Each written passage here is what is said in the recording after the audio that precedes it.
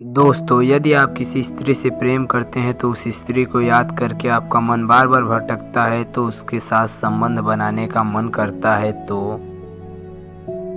आज का यह वीडियो आपके लिए है, तो शुरू करते हैं। दोस्तों, हमें दिव्य प्रेम का कोई अनुमान नहीं, इसलिए हम अपने स्वार्थ सिद्ध के आधार पर हुए राज को ही प्रेम मान लेते हैं। हमारे शास्त्र वेद सांसारिक दुखों से छुटकारा दिलाने के लिए इंद्रियों को वश में रखने की कोशिश करते हैं।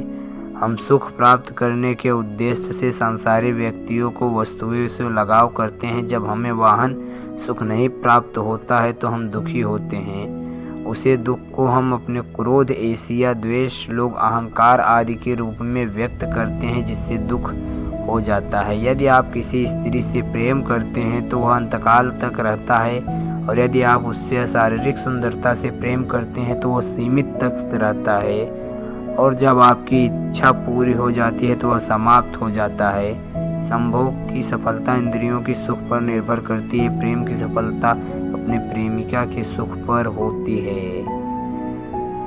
श्री कृष्ण ने यह भी कहा है कि काम वासना से इंद्रियों का थोड़े समय के लिए तृप्ति होती है, अंततः इसका परिणाम दुख ही होता है। सच्ची प्रेम कभी तृप्त नहीं होती, फिर भी निरंतर आनंद ही मिलता रहता है। काम वासना जड़ होता है, प्रेम चेतन, दिव्य और बढ़ता ही जाता है। काम वासना जब विपदा आती है तो करता जाता है, और एक दिव्य समाप्त हो जाता है। प्रेम विपदा आने पर भी दिन दोगुनी और रात चौगुनी बढ़ता है और कभी समाप्त नहीं होता। इसलिए बुद्धिमत्ता इसी में है कि अपने मन को शांत रखे और सच्चे प्रेम की ओर